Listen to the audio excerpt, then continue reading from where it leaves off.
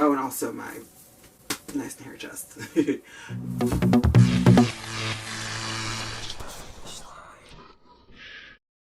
Hello and welcome to the Meet the Queens for the Finish Line second season. I'm your host Matt May and Finish. Today we have the lovely Diosa Aurora Oso. Now Aurora, what can the Finish Line do for you?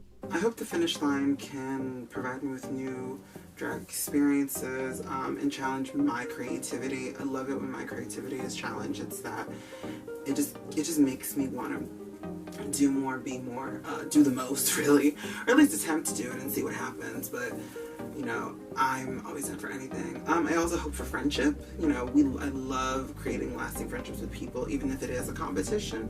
There's nothing wrong with being nice and being cordial and just trying to make like those kind of friendships, if they are meant to be. The Ya sisterhood of the traveling panties.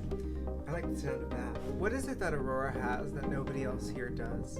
I think one thing that my competition doesn't have is my ability to perform.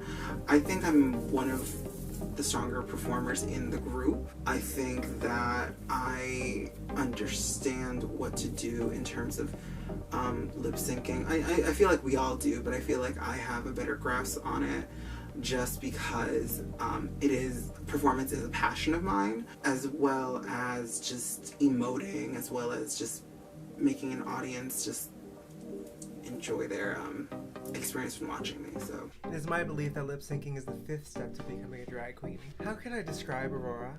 My drag is a combination of a lot of things. I want to say it's inadvertently camp. It's always the gender fuck spectrum though. I like having this like quote unquote womanly figure while also like having my hairy chest out. I like that kind of concept. It's interesting to see the reaction people have and really people trying to understand why, and it's quite fun really. I try to show a lot of body for a big bitch, and I think that's one of the things that I'm trying to develop more in this competition. Why do you drag? I do drag because it's fun. I've always been about the performance. I was never a theater kid, which kind of sucks because like I think I have a lot of left in energy from not having those kind of opportunities to perform when I was younger.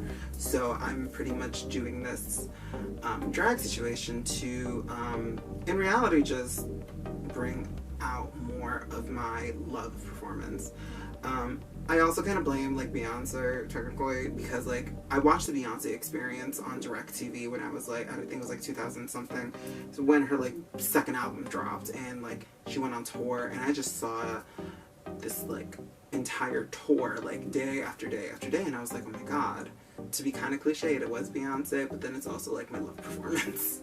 Now, is Oso a performing bear? I try to perform as often as I can. I've been a part of some digital drag shows and a digital drag competition.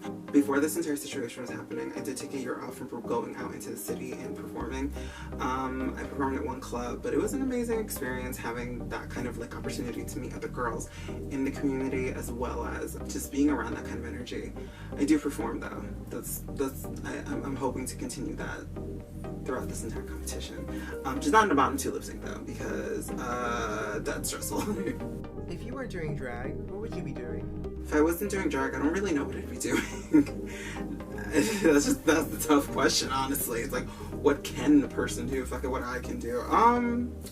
I think I'd still be in makeup. I really do, like, out of drag, I do a lot of boy face. So probably I'm still in cosmetics in some aspect, but I think, I don't really know. Just this performing spirit inside of me that I, like, need to quell, so honestly not sure. You're 5 minutes before a drag show, but you're not in drag. What do you do? What do I do? I don't know what I would do, fuck it. Well, just throw on a corset, get a bodysuit, get a skirt, and you could wear flats as long as you give them a good fucking show. I don't think people give a shit. Do it out, bitch. I don't know. Quick drag is your best friend, that's all I'm gonna say. And make sure nobody sees your face. Because I'll have you know that I'm wearing flats right now. But no, you may not look. Now, if you're not wearing blank, you're not doing drag. Oh my god, what's the only thing? If you're not wearing a wig, you're not doing drag. I think that's the only, really. But even then, it's like, bitch, it's fucking hard to perform in a fucking wig sometimes. But you just gotta do it. Oh, if you're not wearing jewelry, I guess. I feel like this counts as jewelry, so I'm fine. How did you get your drag name? Originally, my drag name was Justin Bear Lover. I decided to switch it last summer. I wanted to find something like beautiful and something that will still relate to the bear lover aspect, just because I do like to show off my hair just in drag, so it is kind of just something to all encompass it. There's this Spanish telenovela called La Femme es Bella, and basically like the girl is ugly, so then they give her like this wild transformation, and after her wild transformation she comes up with the name Aurora. And I've always thought that was like really pretty, and so when I was like thinking about switching my drag name, I thought Aurora would be like the first thing. Also is to kind of keep with the bear aspect of me, because I'm technically a bear, but also keep the bear lover aspect of my name. And then Diosa came in after my drag mom, Goddess Isis, adopted me, though I decided to make it Diosa instead of Goddess Aurora Oso, because I just wanted to keep that, you know, Latinx flavor. So Tell me about the person behind the wig. my name's Justin. I'm a creative. I've always been a creative. I like to do art, any kind of like anything performance related, something that always like caught my attention. Before like getting into drag, I did like Facebook music video competitions. You want to check like my boy YouTube out, you can, I guess. I will say that some of it was crunchy, also due to my lack of like editing skills, but yeah, no, I'm a student. I'm hopefully trying to get through life and graduation by, you know, avoiding death, and trying to pass all my classes, but love children. I guess that's kind of like a thing. I don't think I could ever go in drag to read to my children, just because I feel like some of them do have like a clown like fear thing, and I feel like I look like a clown just a tiny bit. I'm also a lover, just FYI. I always say, make sure you kiss hands and shake babies, not the other way around. Does the bear have a bear keeper? Oh my god, I always get happy. I've been with my boyfriend for like the last, officially 2 years. We've been together for 2 years. I'm in love with him. I'm sad I don't see him often because of what's going on, but we talk every day and we video chat. I love him. I never wanted to come out as a drag queen to like really anybody, or like even come out as like a person who just like uses makeup outside of drag, because I do a lot of like boy makeup, quote unquote boy makeup anyway, and it was nice knowing that I could be with someone like that, who was accepting. He's older than me though, and he's 28, I'm 23. He's lived life a little bit longer, but you know, he's a goth too, so he kind of understood the makeup. Mostly because like my boy makeup's a little bit like darker. He's just a cradle-robbing, dirty old man! I'm jealous. Who inspires Aurora?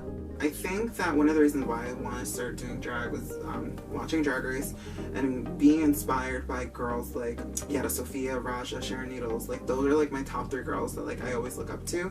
And I was very happy to have met Yara Sofia at DragCon last year. She liked my name, honestly. She laughed at it, and I fucking lived. I look at her and I'm like, you're just drag excellence, just to me. I think Binche Queen she's from season 1 of Dracula. She was the one who inspired me to rock my hairy chest a little bit more. I really enjoyed that aesthetic, and that kind of like pushed me to continue doing that. Well, if you enjoyed Aurora, make sure to visit her Venmo and monetarily support her. And if you enjoyed me, make sure to visit my Venmo and monetarily support me. Both will be linked down below. The race has just begun, so subscribe and make sure you find out who will make it to the finish line. And if you'd like to keep up to date with the finish line, then make sure you follow our Instagram down below. If you'd like to monetarily contribute to the grand prize, then please go through my Venmo and please write, "This tip is for the grand prize."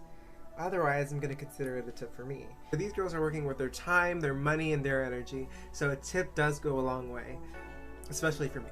Again, if you'd like to contribute to the grand prize, make sure you make a note on the transaction saying, "This is for the grand prize." Maybe a heart emoji, I don't know, you do you. But thank you so much for watching, and let's hope this pre-production stage goes well. Until next time.